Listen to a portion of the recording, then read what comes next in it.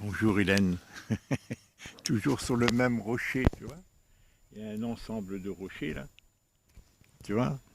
Et près du château d'eau là-bas en haut, là, tu vois. Pas loin du cimetière non plus.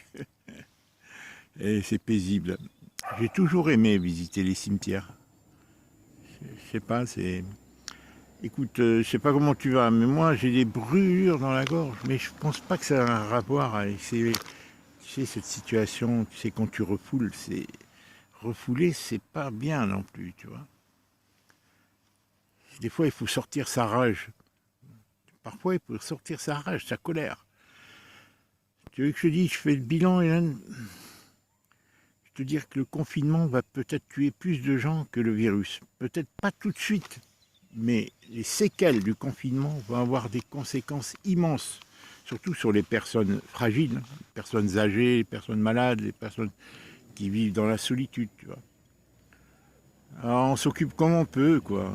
Tu vois, on s'occupe comme on veut. Mais cette ambiance pesante, tu sais, surréaliste. Tu sais, c'est ça le but. Hier, je regardais. Ah, ben, je t'avais dit cela, je t'avais dit. Je t'avais dit. Je regardais un reportage d'un type qui descendait de sa montagne. Un type qui vit en autarcie. Mais vraiment, hein, qui vit vraiment en autarcie. Il a des chevaux, il a des terres, des moutons et tout. Il descend de sa montagne pour aller faire ses courses. Et voilà qu'un gendarme l'attendait sur la piste. Vraiment, hein. Je crois qu'il vit dans les Pyrénées ou en Savoie. Je t'avais dit que je l'enverrais. Il attendait sur la piste pour lui contrôler et il lui demande son papier. C'est une violence, c'est une violence, tu vois. Se soumettre à ce genre d'aberration, mais où on est, on n'existe plus, quoi. Quand je vois moi qu'il y a des trains qui passent là et qui s'arrêtent à la gare, mais les gens sont à 1 mètre les uns des autres. Lui, il était seul en haut d'une montagne. Et les flics l'attendent pour lui demander son papier. Le papier qui l'autorise, des dérogations où il doit marquer. Et la dame, la gendarme, elle lui dit, vous n'avez pas écrit l'heure, il faut écrire l'heure aussi. Hélène, c'est ça le but, c'est de soumettre les gens, c'est un test d'autorité, de coercition, de pouvoir, de soumission sur les gens. Qu'est-ce que ça va préparer? Eh bien, pour nous préparer ce qu'ils ont dans leur plan. Là, ils nous soumettent, ils testent, ils font des études, et après, ils vont faire quelque chose de plus aberrant encore, soit au niveau de l'argent, au niveau de je ne sais quoi. Hein. Ceci dit, Hélène, et toi, ton confinement, t'es pas toute seule déjà. Moi, je suis tout seul. Tu sais, les enfants, ils ont pris un rite, ils m'envoient une vidéo, ils m'envoient une photo, à tour de rôle, une fois dans la journée. Félicien aussi m'envoie une vidéo de son petit. Il a de la croûte de lait, là. Il a de la croûte de lait. Depuis hier, il m'a envoyé une photo, mais il est beau, il a un regard, si tu sais. Il a un regard d'une présence, d'une tranquillité, mais alors vraiment captivant. Moi, j'arrive pas à m'empêcher de leur faire des compliments sur son regard. Il dirige son regard, il fixe, il choisit. Tu vois, il choisit. On dirait que voilà, il communique quoi. Vraiment, depuis le début, hein, vraiment, son regard me captive depuis le début. Profond, calme, serein, tu vois, confiant. Tu vois, c'est quand même bizarre le destin. Hein. Au moment de leur naissance, bon, d'un autre côté, ça leur permet d'être ensemble. Congé de paternité, il va s'en souvenir. Hein. 1 mois de congé de paternité, oh non, même plus, peut-être 1 mois et demi. Parce que lui, il est en contact direct avec les malades, il ne peut pas les toucher. Hein. Ils ont tous des virus sur eux, alors je ne sais pas quand il va reprendre le travail. Enfin, c'est une vaste fumisterie la manière dont ils ont géré le... Il y a un petit chien qui vient se libérer là. Hein, ça va toi? Ça va? Regarde le petit chien là. Il court. Quelqu'un vient le promener.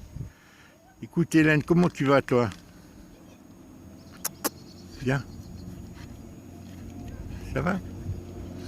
Et il est en toute liberté, joyeux. Alors moi je mange pas de pain là. Je me fais du bien. Indépendamment de ça, j'ai un peu minci d'ici. Je sais pas si c'est le stress.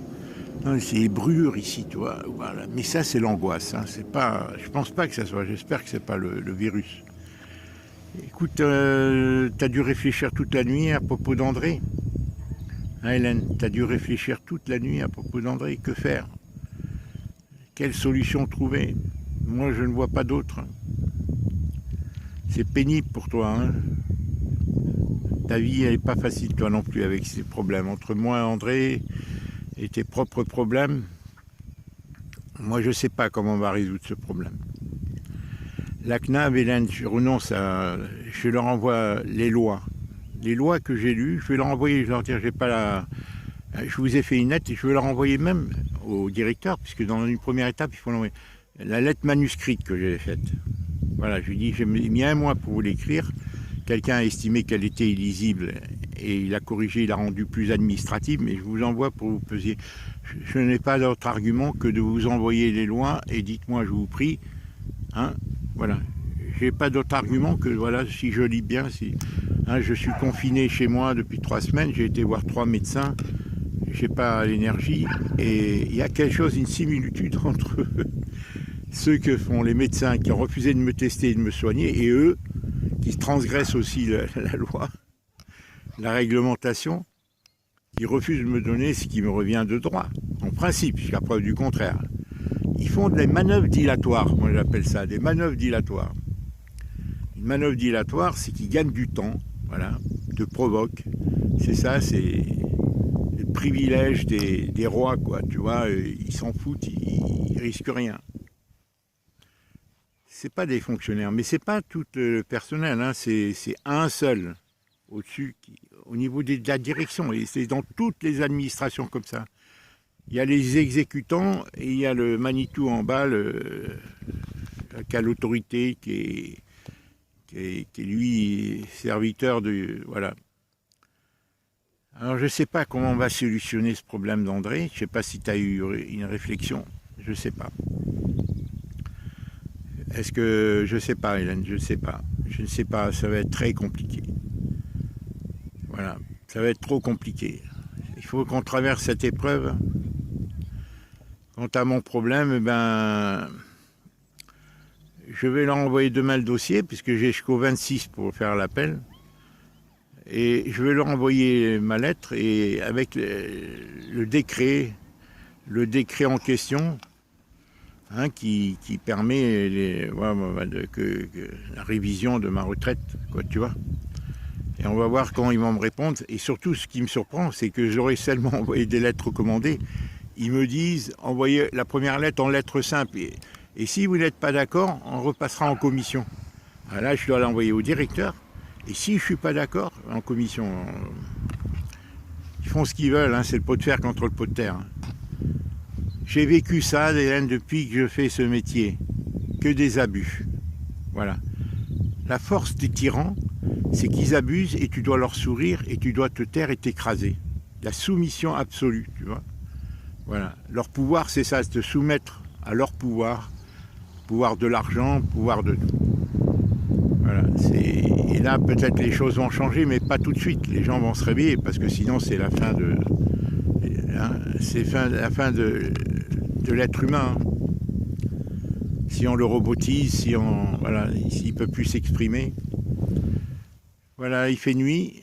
Tu vois, il y a personne. Personne. Mais même là-bas, hein, là je suis dans un champ, mais il n'y a personne. Voilà, je vais t'envoyer cette petite vidéo, Hélène. Je parle avec toi, j'ai parlé avec toi aujourd'hui, tu es la seule avec qui j'ai parlé. Je reçois des messages de gens que je connais de Paris, avec qui j'ai repris contact et tout. Il y a beaucoup de gens, hein, voilà. Une dizaine qui a mis des messages écrits, tu vois. On ne communique pas autrement, on s'envoie des photos, on s'envoie des vidéos, on s'envoie des plaisanteries, des trucs voilà, pour se décontracter. Mais comme tout le monde est confiné, alors on reprend contact, quoi, ça recrée des liens. Et je t'avais dit, Hélène, tu ne dois pas toucher même un bouton, ni téléphone, ni rien, tout doit être désinfecté.